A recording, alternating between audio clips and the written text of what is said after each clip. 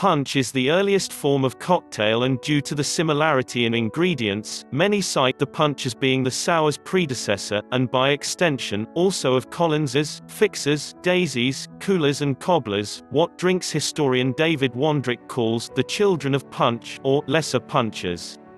The British Navy is credited for popularizing, if not inventing, the sour.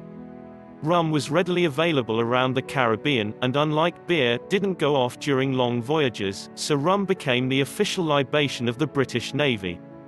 To help combat scurvy and malnutrition, the sailors often mixed the rum rations with lime juice to make a daiquiri-like mixture known as grog, which in turn led to British sailors being nicknamed limeys, and the phrase, "too many and you'll be groggy" in the morning.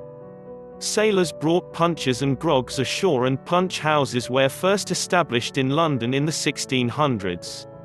The first record of a sour appears in 1856, alongside that for a fix, as part of the hand-written list of the 107 mixed drinks then offered at in the Mart Ackerman's Saloon in Toronto, Canada. The first known written recipe for a sour appears 6 years later in Jerry Thomas's 1862 book The Bartender's Guide, which has recipes for a brandy sour, a gin sour and a Santa Cruz rum sour. The oldest known mention of a whiskey sour comes 8 years later in a God-fearing Wisconsin, USA, newspaper, the Waukesha Plain Dealer. "Then may God have mercy on your soul," says I, taking a drink out of me cousin's glass.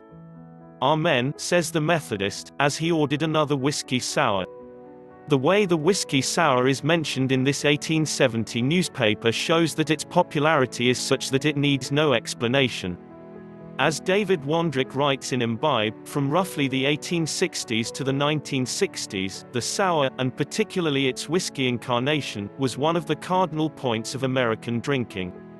Wondrich illustrates the sour's status with this 1879 quote from the Atlanta Daily Constitution: "When American meets American, then comes the whiskey sour."